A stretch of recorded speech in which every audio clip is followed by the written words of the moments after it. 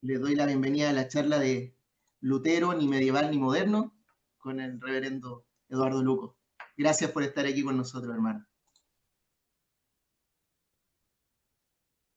Muchas gracias a ti, Miguel, y al seminario por invitarme. Gracias a todos por estar aquí. Me alegra mucho ver caras conocidas, caras antiguas.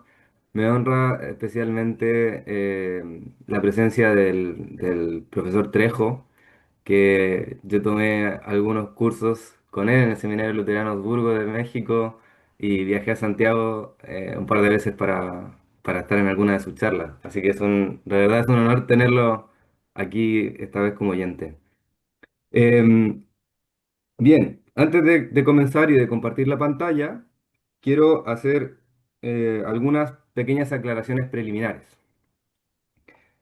La primera es que entre los estudios hispanohablantes sobre Lutero, tenemos dos grandes corrientes: los estudios americanos de habla hispana y los estudios españoles, que convergen por el idioma, pero son dos corrientes muy diferentes. Los estudios hispanohablantes, como tienen un origen principalmente protestante, pues tienden a ensalzar la figura de Lutero como un gran reformador o como un héroe finalmente de la Reforma y cosas parecidas. En cambio, los estudios españoles, dentro de los estudios españoles existen dos corrientes principales. Una, la lectura católico-romana, digamos, más fanática, para la que Lutero es el heresiarca, el hereje más grande de todos los tiempos, el anticristo, el diablo en persona, que aunque no lo crean, todavía hay cierto espectro del catolicismo que piensa eso. Y por otro lado está la lectura de los españoles, que son eh, académicos, pues intelectuales, liberales, ateos, para los que Lutero es el gran impulsor del pensamiento moderno, del progreso y de la libertad religiosa. Pues, muy bien. No me voy a referir a la lectura ultra romana sobre Lutero porque no viene al caso para esta charla, pero sí quiero decir que la primera lectura que menciono, que es la lectura mm, americana de Lutero, de habla hispana, pues es una lectura muy útil porque es muy pastoral, ayuda mucho a la confesionalidad, pero también es cierto que con facilidad puede caer en la caricaturización o en el extremo o en posicionar a Lutero como un personaje un poquito infalible, ¿no? Puede ser. Y que no, y por lo mismo, no aborda quizá la complejidad de lo que significaba la personalidad de Lutero, su desarrollo teológico a través del tiempo, etcétera. Por otra parte, los estudios españoles de los intelectuales liberales españoles pareciera ser como la más alta, la más intelectual, la más crítica, pero es cierto que arrastran demasiado a Lutero hacia la modernidad y hacia corrientes de pensamiento con las que, si se lee a Lutero, uno se da cuenta que es imposible que estuviese de acuerdo con ciertas cosas que se proponen, ¿no? Por otra parte, al ser estudios que están, que parten desde la intelectualidad y desde el liberalismo ateo, pues no conciben, no se logran penetrar en la parte más profunda de Lutero, que es su constante inquietud teológica, ¿no? Su constante inquietud espiritual, ¿no? A esa capa no llegan esos estudios, aunque pudiesen aparentar que sí. Entonces, habiendo mencionado esto, em, pues me encontré a mí mismo leyendo a estos últimos, a los españoles intelectuales, que fue una lectura que no conocí tanto cuando estaba un poco más joven, sino que la conocí ahora, y me di cuenta justamente de eso, que me parecía demasiado modernista, demasiado Lutero héroe, pero desde otra perspectiva, ¿no? Como el Lutero que quiso dar libertad religiosa, que quiso dar libertad de interpretación, y empecé a pensar que no me parece que sea tan así. Entonces me encontré con la reseña de un libro de Eiko Overman, que es un holandés que escribió un libro que se llama Lutero, un hombre entre Dios y el diablo, donde explora el aspecto más medieval de Lutero.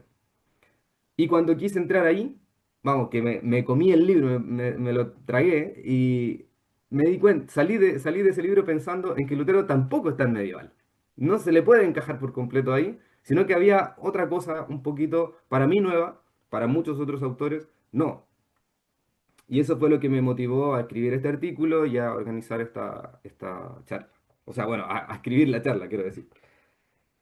Eso por una parte, como preliminar. Y lo segundo es que pienso que nunca está de más decir que siempre que queramos comprender el modo de pensar de Lutero, es necesario leer en paralelo a San Agustín. Eso me parece muy, muy importante. Bien, habiendo dicho esto, os voy a compartir la pantalla.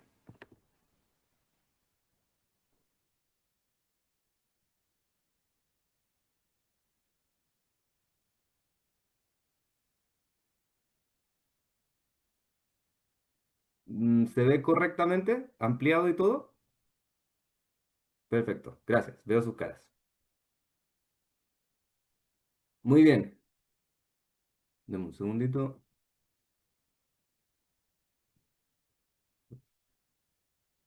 Vale. Bueno,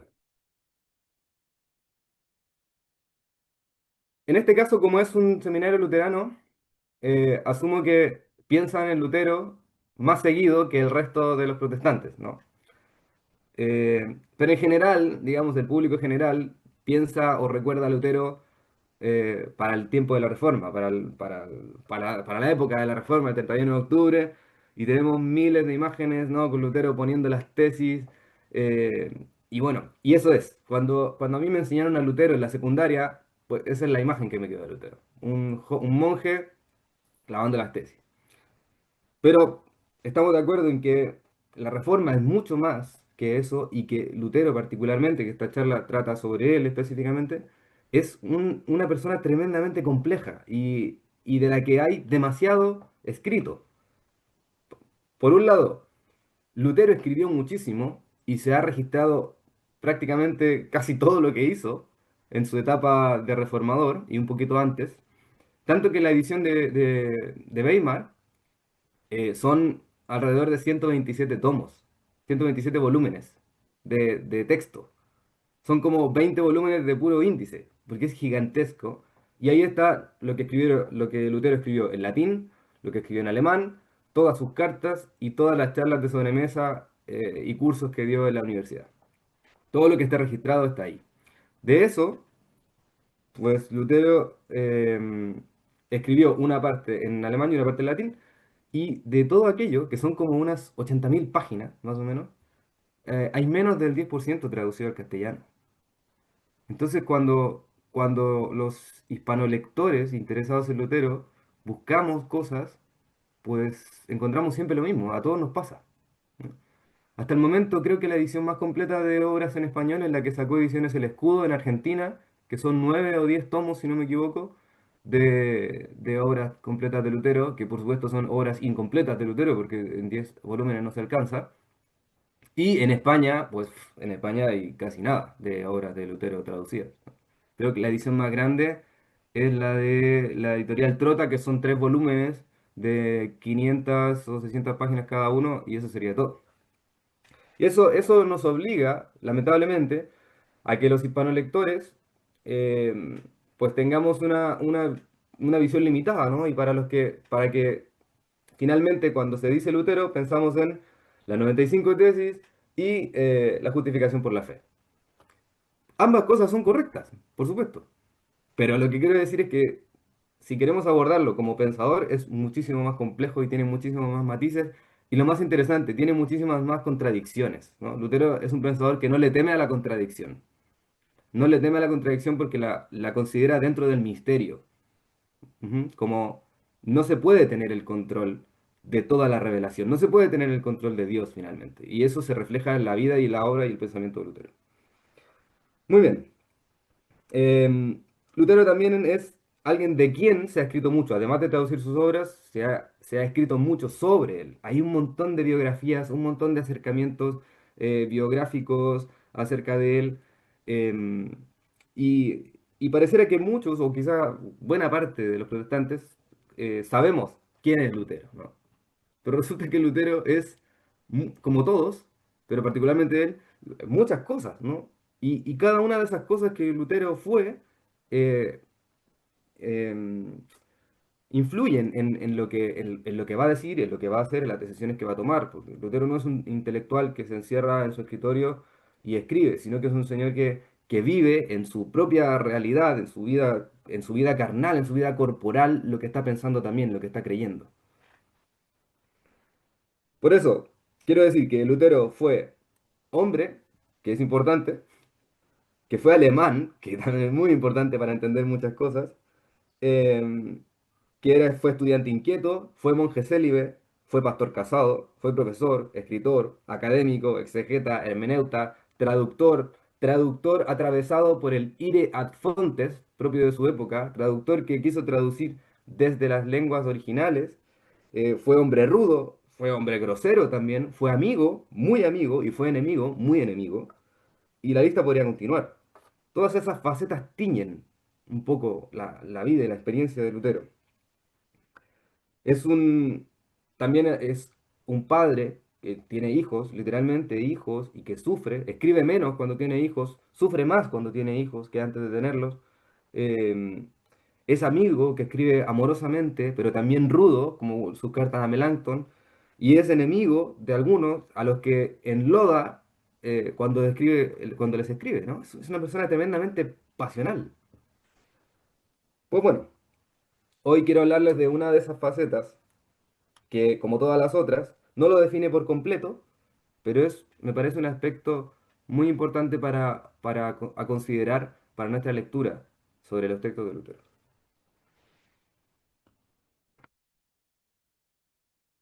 Lutero es un hombre de una riqueza increíble y que puede realmente significar algo valioso para toda la cristiandad. Si tuviera que situar a Martín Lutero dentro de la Biblia, yo lo situaría principalmente en el Antiguo Testamento. Su personalidad es la personalidad de alguien del Antiguo Testamento, ¿no? Apasionado, agresivo, pero también amoroso, rebosante de fe, impulsivo, poeta, profeta, pero también pecador y preso de sus propias angustias. Muy bien.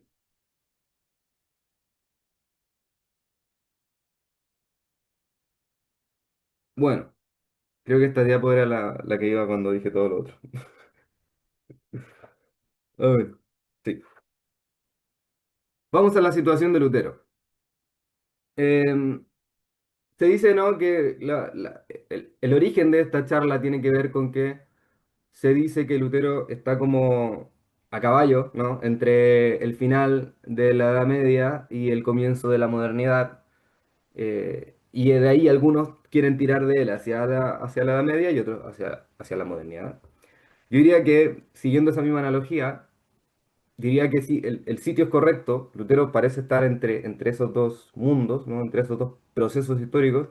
Pero yo diría que no va en caballo, sino que va en burro, ¿no? Va en un asno, porque el asno es un animal del Antiguo Testamento que a veces se resiste a avanzar, ¿no? Y va más lento que un caballo, ¿no? Por ese tipo de cosas diría que efectivamente Lutero está ahí. Pero hay cosas que hay que tomar en cuenta, que mm, Lutero no es un pensador revolucionario. La palabra reforma en su época no quiere decir lo mismo que para nosotros. La palabra reforma no se empezó a usar en el periodo de la reforma, ya venía de antes, pero de mucho antes. Em, y como bien lo pongo ahí, la reformatio estaba en boca de todos. ¿Vale? De todo, digamos, del pueblo no, quizás, pero de los monjes, de los profesores, de las universidades. El reformatio era una palabra que iba, sobre todo, dirigida a em, entre las órdenes religiosas.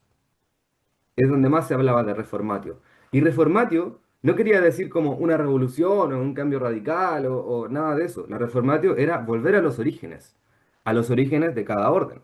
¿Vale? Los franciscanos a su verdadero origen, los dominicos a su verdadero origen, etcétera, ¿no? Entonces, la palabra reformatio era algo que estaba todo el tiempo presente. Sin embargo, Lutero no es un pensador revolucionario. En muchos sentidos no lo es. No lo es.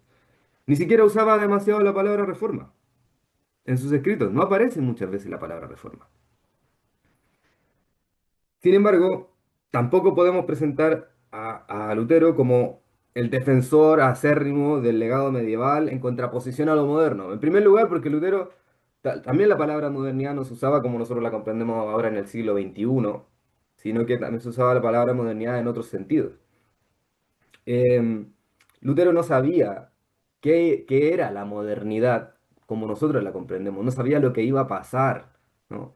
Por lo tanto, tampoco podemos ponerlo como un pensador ultramedieval que se resista, en el fondo, a la modernidad que viene aplastante, porque por supuesto que no lo sabía. Y además, en ese sentido, Lutero supo valerse de los descubrimientos tecnológicos de su época. Por supuesto, en primer lugar, la imprenta, pero además de ello, cuando Lutero traduce la Biblia, usa los manuscritos más actualizados de su época. No usa cualquier cosa, no coge cualquier, sino que usa los manuscritos más actualizados de su época, valiéndose de la tecnología y de los descubrimientos y de los estudios científicos que habían en su época. Y que gracias a ello, sobre todo a la imprenta, pudo ser ampliamente distribuido, difundido, traducido, etc. Entonces tiene un poquito de las dos cosas. Por un lado se resiste a algunas cosas y por otro lado supo tomar cosas que fueron propias de lo que después nosotros entendemos como periodo moderno. Una lectura reflexiva y profunda de Lutero al final nos invita a pensar en que su forma de experimentar el mundo iba mucho más allá y que estaba muy por fuera del debate medieval moderno, ¿no? Lutero, como cualquier hombre de cualquier época, se queja de lo nuevo y añora lo antiguo, ¿no? Eso no es algo propio simplemente de él, ¿no? Eso ocurre hasta en nuestros días. Todos nos hemos encontrado con nuestros padres, nuestros abuelos, que no, la música de ahora no es como la de antes, la comida de ahora no es como la de antes, y luego nosotros vamos cumpliendo años, yo mismo, y voy pensando igual, ¿no? Voy resistiéndome a algunas cosas y aceptando otras. En ese sentido, Lutero también era así. Pero antes de usar cualquier calificativo, es necesario mirar brevemente cuáles fueron sus precedentes. Los principales precedentes de Lutero, además de Agustín, que ya lo mencioné, son eh, algunas personas del periodo tardo medieval, digamos, ¿vale? Entre del siglo X en adelante, digamos. Vale. Lo primero que tenemos que tener en cuenta es que antes de la reforma del siglo XVI, impulsada por Lutero y otras personas más, hubo otra grandísima reforma en el siglo XI.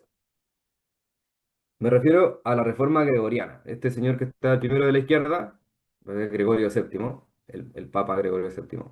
Que no es el único autor de la reforma gregoriana, ¿no? Son como cuatro o cinco papas los que la llevan a cabo. Es un periodo, pero él se le reconoce como el principal de la reforma gregoriana. Y lo menciono porque los resultados de la reforma gregoriana afectaron a todo el mundo cristiano, a todo el mundo occidental cristiano. Por medio de la reforma gregoriana se unificó el cristianismo occidental. Se unificó un poquito por la fuerza, ¿no? No fueron firmando acuerdos, sino que fue un poquito vertical la cosa. Y se fortaleció también oficialmente la autoridad del obispo de Roma como el Papa, ya, como lo comprendemos ahora. La figura papal con la que se enfrentó Lutero viene de aquí, no tanto de antes, sino que viene de aquí. Esto comienza a suscitar un gran problema para la cristiandad occidental. Por eso, cuando comienza la reforma con Lutero, muchos se levantan también con él en respuesta a esto, porque era un malestar que venía en la iglesia de Occidente arrastrándose unos 5 siglos, por lo menos. Entonces, mm, esta reforma gregoriana estableció el celibato obligatorio, ahora sí, para todos los clérigos. Había celibato en algunas zonas de diferentes partes de Occidente, pero no era obligatorio a nivel occidental. Aquí se vuelve obligatorio a nivel occidental. Se creó el cónclave para la elección de los papas, ¿vale? Y ya se le quita ese poder a los príncipes y a los emperadores y se le da a los propios obispos. Unificó la liturgia de Occidente, instalando en todas las partes el rito romano, eh, de donde, que es el rito que tenemos, que existe hasta ahora, ¿no? Por supuesto con modificaciones y renovaciones. Entonces, el Papa Gregorio VII, que fue alemán, por cierto, es una de las figuras principales, pero hubo otro antes y después de él.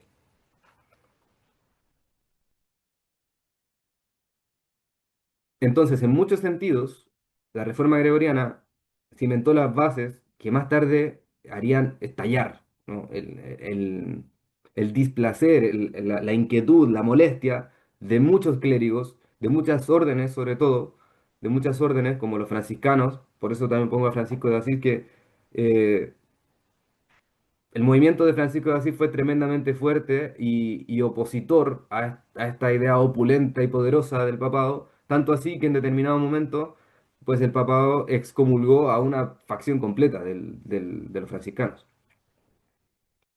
Em, entonces, más tarde Lutero va a reconocer este periodo, el periodo de la Reforma Gregoriana, como el periodo en el ay que dice el séptimo ángel del capítulo 13 de Apocalipsis, ¿no? Por eso lo menciono también, porque Lutero era consciente de que esto fue un precedente que torció la cristiandad hacia un modo autoritario y personalista de llevar la fe. Luego, Francisco de Asís, que bueno, reivindicaba la sencillez, ya lo sabemos, todo esto. Y más tarde eh, tenemos también a Bernardo de Claraval, que tenía una lectura agustiniana del tiempo y hacía una lectura muy interesante respecto de tres fases del tiempo, que en resumidas cuentas, Bernardo de Claraval estaba pensando que estaba llegando el final del tiempo y que leyendo las escrituras se podía comprender que el Señor venía pronto y que estábamos en un abrumante caos, amenazados por las puertas del infierno. Bueno, esto fue influyente para Lutero. Además de ello, se levantaron, que no los puse aquí en la imagen, pero se levantaron los bien o mal llamados pre-reformadores, ¿no? Wycliffe, Savonarola, Hus, que hicieron cosas similares a las que luego hizo Lutero, que se adelantaron en algunas cosas, eh, y ayudaron a forjar cierta conciencia en la gente.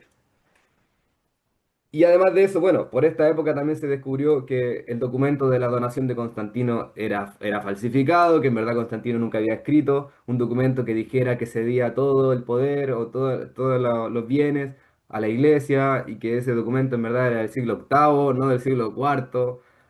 Bueno, eso, aunque se mantuvo más o menos en secreto, pues le quitó bastante credibilidad dentro de los círculos clericales a la autoridad romana. Muy bien.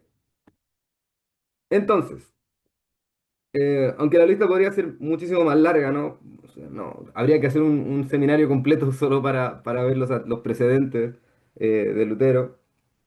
Debo mencionar que el movimiento de reforma, de lo que hablábamos antes, ¿no? La reformatio, eh, se dio en diferentes conventos de órdenes mendicantes, ¿vale? Cuando Lutero entra a la orden de los agustinos, el, el general, el, el, el prior general, que era Staupitz, él era un monje reformista.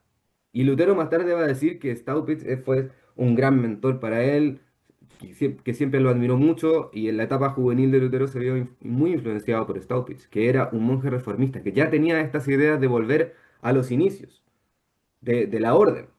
Se plantean esos términos, pero los inicios de la orden estaban relacionados, por supuesto, con volver a la Biblia, con volver a los padres, con volver a los concilios ecuménicos, que es también la misma tónica que Lutero utiliza, pero llevado a toda la iglesia, ¿no? Se dan cuenta, el movimiento reformista tenía que ver con reformar las órdenes. Lutero rompe con eso, se sale de su propia orden, ¿no? Renuncia al celibato, se casa y pretende esta reforma para toda la cristiandad. Por otra parte, y esto por supuesto que sé que lo saben todos, la venta indiscriminada de indulgencias, ¿no? Que había iniciado con las cruzadas, con este envío de, vamos, bueno, los soldados van a las cruzadas, nadie quiere ir, porque ¿quién quiere ir a morir en la guerra sabiendo, ¿no? Hasta el día de hoy, todos los crímenes y atrocidades y vulgaridades que se cometen en la guerra? Había que incentivar que la gente pudiera ir a la guerra en paz, entre comillas, ¿no? Y bueno, se firma la indulgencia plenaria, pase lo que pase, si mueres en batalla, te garantizo con este documento que vas a ir al cielo. Eso a lo mejor tenía cierto sentido dentro de las cruzadas, del periodo de las cruzadas, pero luego ya valía para todo, ¿no? Eh, ya, para la época de Lutero ya era un verdadero circo, ¿no? Como literalmente era un verdadero circo, de una cosa increíble. Eso, por supuesto, que es es un precedente, pero es el precedente más cercano. Eso más bien sería la gota que rebalsó el vaso, pero no la que lo llenó. El vaso se iba llenando con todo lo anterior, ¿no? Con la reforma gregoriana, los movimientos reformistas, las interpretaciones apocalípticas de Claraval y de Joaquín de Fiore y otros pensadores que Lutero leyó. eh, y esta fue la gota que rebalsó el vaso.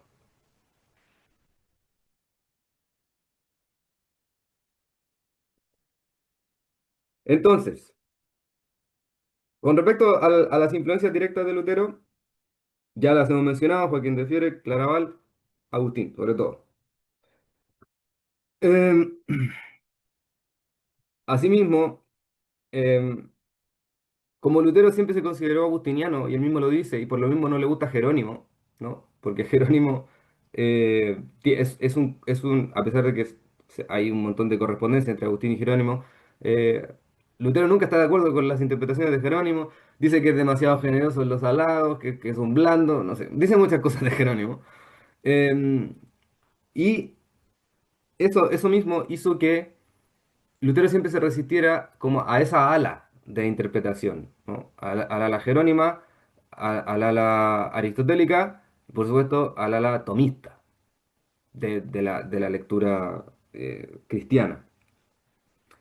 Este acercamiento a la línea más bien agustiniana lo hacía resistirse mucho a la interpretación aristotélica que se había instalado por medio de la escolástica, que era lo que se enseñaba en todas partes, que fue lo que él mismo aprendió y que hoy día sabemos que cuando vemos argumentar a Lutero, Lutero también se vale de la escolástica porque estaba de formación profesional, ¿no? Lo que le pasa. Sin embargo, se da cuenta que esa forma de leer, eh, esta filosofía aristotélica, leída por medio de Tomás de Aquino, eh, amenaza en el fondo con interpretarlo todo, con explicarlo todo y con ser capaz de ponerle nombre a todo. Como la gran discusión de Lutero con respecto a la Eucaristía, ¿no? Es como, bueno, si está Cristo en el pan y el vino, por supuesto que sí, si Él lo dice. ¿Que cómo va a estar? ¿Qué te importa a ti? ¿No? Dice, de verdad lo estoy diciendo casi literalmente como lo dice, ¿no? ¿Qué te importa a ti cómo esté Cristo en el pan y el vino? Entonces estaba muy en contra de esta sobreexplicación de la fe, porque esa sobreexplicación implica cierto dominio, ¿no? Y bueno, lo que decíamos al comienzo, Lutero es muy consciente y respetuoso y temeroso del misterio que significa Dios, ¿no? Lutero plantea como cosas del Deus asconditus, como de la parte que no conocemos de Dios, como algo digno del temer, digno del terror, ¿no? Por eso insiste tanto en que Dios se quiso dar a conocer por medio de Cristo y que solo por medio de Cristo podemos llegar al conocimiento verdadero de Dios. Por eso tiene en el comentario al Salmo 130, dice, extra Jesum quaerere Deum est diabolus. Buscar a Dios por fuera de Jesús es el diablo. Toda la teología de Lutero se ve atravesada por este cristocentrismo, que imaginen lo que dice, si buscas a Dios, pero no te encuentras con Jesús o no lo buscas por medio de Jesús, te vas a encontrar con el diablo. Por eso para él al final eh, no importa, el mundo no está tan clasificado en confesiones todavía para él, sino en el modo en el que nos acercamos a Dios. Bueno. Un ejemplo de cómo Lutero estaba entre lo moderno y entre lo medieval es que, por ejemplo, en su propia época, su profesor y más tarde amigo y más tarde enemigo, Karlstadt, en un momento que se volvió como un fanático, ¿no? Quería que se dejara de usar la palabra sacramento, ¿no? ¿Qué hizo Lutero? Escribió un texto completo, ¿no? Que se llama Contra los profetas celestiales acerca de los sacramentos, en 1525. eh, y no permite que se reemplacen esos conceptos. No permite que se reemplace, Lutero no está de acuerdo para nada, no permite que se reemplace el concepto de sacramento. Y dice textualmente, puesto que Dios no ha prohibido la palabra sacramento, no hay por qué rechazarla. Y quien lo hace se convierte de nuevo en un hacedor de leyes. Vamos, esto siempre contraponiendo a Jesús con Moisés, es algo que hace mucho Lutero. Que no hay que hacer de Cristo un Moisés que simplemente reparte leyes, ¿no? Y que los demás, bueno, Jesús es un nuevo repartidor de leyes. Eso no. Eso es lo que no dice Lutero. Bueno, volviendo a que Lutero finalmente es una persona que no es un revolucionario, sino que más bien alguien que sufre, ¿no? Lutero es un pensador que sufre, que, que ve en su tiempo, con todo lo que hemos comentado hasta ahora, ve un peligro, ve una urgencia, ve una tormenta, ¿no? De hecho, eh, la angustia es un sentimiento que acompaña siempre a Lutero. Se menciona en muchos momentos, en sus cartas sobre todo, las Anfechtungen, ¿no? Que son estas crisis emocionales, crisis espirituales, momentos donde se siente atacado por el diablo, momentos donde se siente atormentado en su propio cuerpo, en su propia mente. eh, y eso es porque tenía la conciencia de estar en una constante lucha contra el diablo. ¿No? Tenía la conciencia de que la iglesia estaba en una constante lucha, de que él mismo estaba en una constante lucha. Por eso la leyenda, ¿no? De que en el castillo de Warburg le tira le lanza un frasco de tinta al diablo. Porque tenía la conciencia real. La cantidad de veces que Lutero habla del diablo es increíble. A muchos evangélicos no nos gustaría que hablase tanto del diablo, pero la verdad es que sí habla de eso, porque en ese sentido es un hombre medieval, ¿no? Todavía no viene esa corriente intelectualista de el diablo es como una entidad. No, Lutero cree en el diablo físicamente, y si tiene que lanzarle un frasco de tinta, se lo lanzó, ¿no? Y habla mucho de él. Eh, lo cierto es que hubo esta conciencia de Lutero que es, como digo, apocalíptica, ¿no? Que con esto, esta conciencia de estar en medio de una vorágine, en medio del final de los tiempos y de que va a venir el Señor y que la iglesia está siendo amenazada totalmente, pues es verdad que hubo otros pensadores también, como los mencionados antes, ¿no? Joaquín de Fiore especialmente y Claraval, que también pensaron eso y que son pensadores tardomedievales. Te podríamos preguntarnos, bueno, ¿por qué Lutero en verdad no es un tardo medieval simplemente? ¿No? Pero lo cierto es que ninguno de esos pensadores realmente es como Lutero. Lutero no es como esos pensadores. La mayoría de esos pensadores fueron monjes, al igual que Lutero, pero permanecieron como monjes hasta el final. E incluso llevaron sus votos más al extremo, ¿no? Al maltrato con el cuerpo, a vivir en completo aislamiento, a hablar con los animales, etcétera. Llevaron al extremo sus votos. Lutero, al contrario, rompió con ellos, salió del convento comenzó a acercarse mucho más a la vida cotidiana, a la vida real, ¿no? Por eso, a pesar de las influencias de estos pensadores y de toda esa corriente, Lutero no pertenece totalmente al periodo tardo medieval. En primer lugar, bueno, también porque ya está mucho más cerca del periodo moderno, por razones temporales y tecnológicas. Por supuesto que no se puede situar a Lutero en lo tardo medieval, eh, específicamente por la invención de la imprenta. Eh, no es un místico tampoco que viva de visiones, de hecho habla en contra de ese tipo de prácticas. No es un iluminado que vive en aislamiento, no es un ilustrado tampoco, al estilo Erasmo, ¿no? Que no se digna a bajar sus ideas o a sacar sus ideas de las paredes de la universidad. Eh, muy en concordancia con su fascinación con el Antiguo Testamento, porque Lutero enseñó mucho tiempo Antiguo Testamento. eh, Lutero más bien encaja con un profeta apocalíptico, ¿no? Con un profeta eh, que anuncia al pueblo la urgencia de la transformación, porque de otro modo las cosas van a salir mal, ¿no? Esa es la propuesta en el fondo de esta charla, ¿no? Que Lutero es un pensador apocalíptico, que sí tiene elementos de la modernidad, que sí tiene elementos de la Edad Media, pero que no se le puede terminar de encajar en una o en otra porque está en un punto de pensamiento apocalíptico, que hay que hacer algo aquí y ahora. Curiosamente, en su etapa más joven, digamos, joven entre comillas, porque de pronto también nos cuentan como el joven Lutero clavó las tesis. Tenía 33 años cuando clavó las tesis, tampoco era tan joven, digamos. O a veces se atribuye a que su ímpetu, su fuerza tenía que ver con que, no, es que al principio era muy joven. No es cierto, no es cierto. Era un hombre, ya, a los 33 años, pues, era hombre plenamente, la gente no vivía 90 años como hoy día. Eh, y Lutero, su impulso no venía de su juventud, porque lo conservó durante toda su vida, ese impulso, sino que venía de esta sensación de urgencia por hacer las cosas porque la iglesia está siendo atacada a las puertas de la venida del Señor.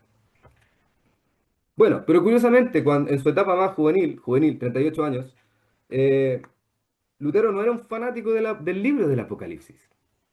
¿Ya? No era un gran admirador. De hecho, lo comenta abiertamente diciendo que en verdad está dando su opinión. Que no quiere imponer su opinión a nadie, que en verdad es algo complicado. A diferencia de sus comentarios a las epístolas paulinas o a los evangelios, donde le encanta usar expresiones como es absolutamente cierto que, es evidente que, no podría ser de otra forma si no. Son palabras muy de Lutero, ¿no? Muy asegurando las cosas de una manera fuerte. En cambio aquí dice, bueno, incluso hay una parte en la que dice, lo mismo daría que no estuviera el libro, refiriéndose al Apocalipsis. Esa lo dice en el prefacio al Apocalipsis de 1522. Y lo dice así. Pero, sin embargo, en su lectura posterior, una lectura de 1530, hay un prefacio muchísimo más largo, donde aborda el Apocalipsis parte por parte y va encontrando a Cristo en cada parte, ¿no? Hay un proceso de madurez también ahí de Lutero y de coherencia con su propia predicación de que es posible encontrar a Cristo en toda la Escritura. Entonces, Lutero respondió a la crisis de su época tal como lo muestra el grabado que mostré al comienzo, ¿no? De la presentación, que si no me equivoco debería estar acá. Así responde Lutero a esta crisis. Es el camino que encuentra. Eh, este grabado lo hizo Gustav Ehlers según un mural que había pintado un señor Kaulbach que estaba en el museo, en el nuevo museo de Berlín, pero que luego se destruyó ese museo, así que las únicas imágenes que tenemos son estas, ya no existe físicamente el grabado ni el mural. Bueno, pero en fin, que este grabado del siglo XIX muestra algo muy valioso. Lo vieron al comienzo, este es el grabado. Muestra alrededor de Lutero a toda la cultura occidental, ¿no? Hay una explicación gigantesca de este cuadro donde se dice quién es cada persona, pero en general tenemos acá a Dante Alighieri, ¿no? Con un libro ahí, hay gente escuchándolo, hay matemáticos, están estos señores que estaban descubriendo América, está mucha gente, toda la cultura de la época. Sin embargo, en medio y con muy poca gente mirándolo, está Lutero y tiene en sus manos el libro abierto, la Biblia, ¿no? Pero lo más interesante es que lo que dice el texto es Evangelium, ¿no? Lutero reacciona a esta situación abriendo el Evangelio. Eso hizo Lutero, abrió la Biblia, especialmente el Evangelio, en medio de esta cultura heredera de todo lo que hemos mencionado y muchísimas cosas más que no he podido mencionar. Lutero encontró, o Lutero volvió a decir que las escrituras tenían su propia voz, ¿no? Como lo que dice Walter Brueggemann acá en la nota. Las escrituras tenían su propia voz, por la que tenían que ser oídas. Y esa voz era Cristo. Por lo tanto, las escrituras merecían estar en el centro, tal como lo muestra el cuadro, ¿no? Las escrituras merecían estar en el centro porque tenían una propia voz y esa voz era Cristo, y eso lo hacía tener que estar necesariamente en medio de la fe. Y en este sentido, cuando se refiere a la palabra, Lutero no está hablando del objeto Biblia cuando se refiere a la palabra, sino que está hablando de Cristo, de quien, según se encargó de dejar claro, da testimonio tanto el Antiguo como el Nuevo Testamento y hasta los libros que a él no le gustaban tanto, como Santiago y Apocalipsis. En sus propias palabras, en la disputación de Heidelberg, dijo, en Cristo crucificado está la verdadera teología y el conocimiento de Dios. Lutero vuelve a poner las escrituras en el centro porque ellas son las que dan testimonio de Cristo. Y con esto, por supuesto, abrió un vórtice hermenéutico. O sea, por natural que parezca para nuestros oídos, nadie estaba pensando en eso en esa época. Esa es la gran... Pero esto no es revolucionario en un sentido de novedad. Es el sentido en el que digo que Lutero no es un pensador revolucionario. Está volviendo a las fuentes. Está haciéndonos recordar que por medio del Evangelio pues, accedemos a Cristo y a Dios. Por eso, la tesis como modernista que concluye que Lutero es el fundador del movimiento de libre interpretación del texto, se equivoca, por supuesto, estrepitosamente, porque Lutero no da pie para decir, bueno, que cada uno lea en su casa y que interprete lo que quiera. Por supuesto que no es así. Leamos la cantidad de cartas y de textos en los que Lutero condena esas lecturas personalistas. No quiere fundar una libre interpretación y que cada cual lea, sino que cree que las escrituras tienen el suficiente poder por medio de Cristo para explicarse a sí mismas y para llevarnos a la verdad. Y eso no es una cuestión de individualidad, para que cada cual lea entonces lo que quiera, sino que Lutero insiste en la necesidad de la predicación, insiste en la necesidad de estar en la iglesia, insiste en la necesidad de pertenecer a la iglesia. Em, no es una puerta a la libre interpretación, sino que es una nueva, entre comillas, una nueva interpretación no romana de las escrituras. Ese es el punto. Por eso Lutero no aplaude luego cualquier interpretación, sino que dice, no, en realidad esta es la interpretación correcta, porque en esta época la pelea no era quién es el más protestante, quién es el más protestante, ¿no? Sino que era quiénes somos los verdaderos católicos. Esa era la pelea del siglo XVI. ¿Quiénes son la verdadera iglesia católica de la que hablan los credos? No es quiénes son los verdaderos protestantes. ¿Quiénes son los verdaderos protestantes? Es la pelea posterior, es la pelea del confesionalismo. Pero en el siglo XVI pues somos la verdadera iglesia y hay una parte de ella que se está corrompiendo. Esa es la postura.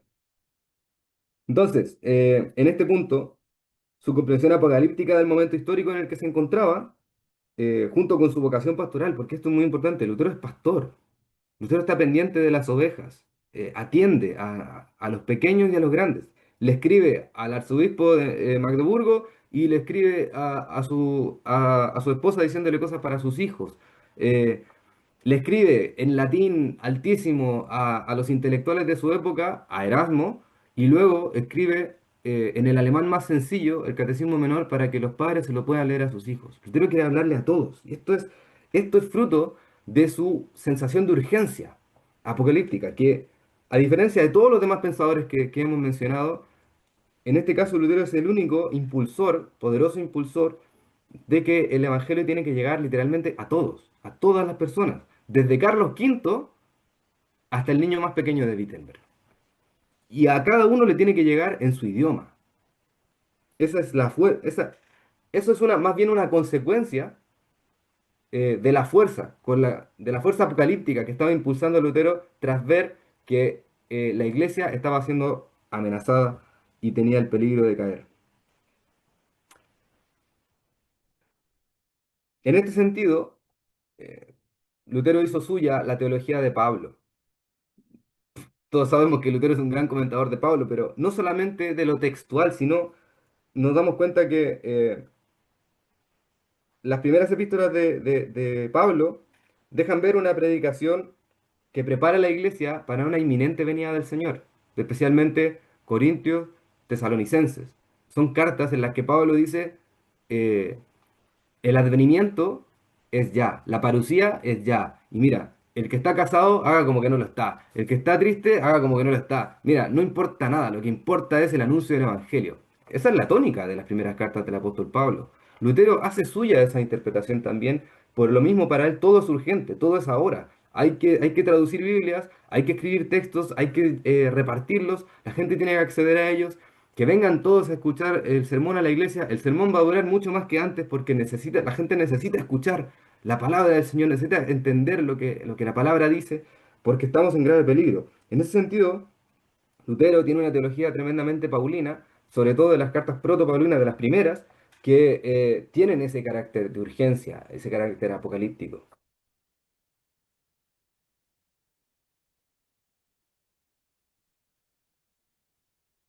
Y bien, para terminar,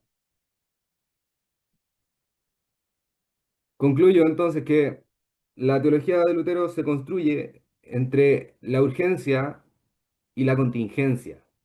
Vamos, es una teología que se construye en medio de la lucha entre la esperanza y el temor, entre la amenaza y la fe, o como dice Eric Overman, entre Dios y el diablo, ¿no? Así es como Lutero construye su teología. Esto atraviesa toda su teología.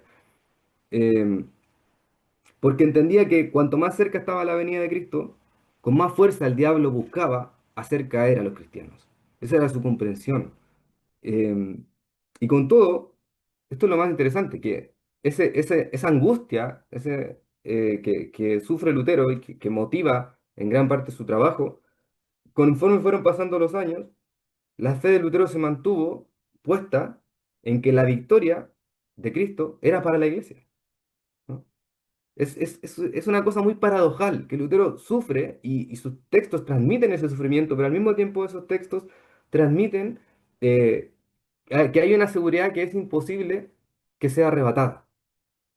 Eh, Tal como estaba prometido en el Evangelio por palabras de Cristo, ¿no? Cuando dice, bueno, sobre esta roca edificaré mi iglesia y las puertas del Hades no van a prevalecer contra ella, ¿no? Eso se ve fuertemente reflejado en esta estrofa, o en ese himno completo, pero en esa estrofa en particular, eh, que dice que si hay demonios mil, pues dañarnos no podrá porque ya está condenado. Esa fuerza de Lutero también es algo completamente apocalíptico, es perfectamente visible en el Apocalipsis. En el Apocalipsis los salvados triunfan, sí o sí.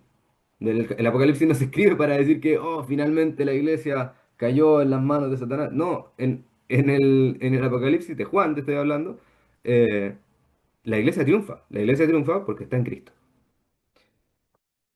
Y por último, en su prefacio al Apocalipsis de 1530, Lutero dice lo siguiente: para que sepamos que ninguna fuerza ni mentira, ninguna sabiduría ni santidad, ninguna tribulación ni aflicción suprimirán a la cristiandad, sino que al fin irá ella y vencerá y obtendrá la victoria. Como vemos en este libro que Cristo, pese a todas las plagas, bestias y ángeles malos, no obstante está con sus santos y obtiene la victoria final. Lutero vio en su tiempo los riesgos que los riesgos que implicaban su planteamiento, porque es cierto. Pero los combatió con espíritu recio, con palabras punzantes, con oración, pero sobre todo con la esperanza de que la palabra lo hacía todo, realmente. Por lo tanto, bueno, a nosotros que de una u otra manera nos sentimos o no herederos de la vida y obra de Lutero, nos queda el desafío en nuestro propio entorno sociocultural, político, del occidente cristiano, secular, etcétera, y aprender a dar una respuesta creativa, sintiendo también esa urgencia, ¿no? Creo que la iglesia crece también cuando tiene este padecimiento de la urgencia. Hay algo ahí en el ministerio de Pablo, hay algo ahí en la reforma de Lutero, hay algo ahí donde la iglesia ha hecho misión en medio de persecuciones. La sensación de urgencia hace a veces que nuestra fe sea aún más arriesgada, ¿no? Creo que por ahí va una posible reflexión también para nuestro tiempo. Muchas gracias, queridos hermanos. Muchas gracias, querido Eduardo, qué buena ponencia. Te agradecemos por tu tiempo y también por haber preparado esto para nosotros, que estamos de diferentes países, ¿ah? Y eso le agradecemos al Señor. Qué interesante cuando hablas de este Lutero apocalíptico. eh, no solamente en términos de teología, sino que también en la práctica. Me acordaba cuando también el mismo Lutero hablaba de que el culto era una batalla apocalíptica, en donde la palabra de Dios salía desde el púlpito a los oídos de las personas, pero el diablo trataba de hacer lo imposible para que esa palabra no llegara a ese oído. Entonces, qué interesante esto de la, del estar como ese estado de urgencia, ¿cierto? De cosas de vida o muerte. Y, y qué lindo cómo lo trabajas. Así que te agradezco, querido reverendo Eduardo. Hay algunas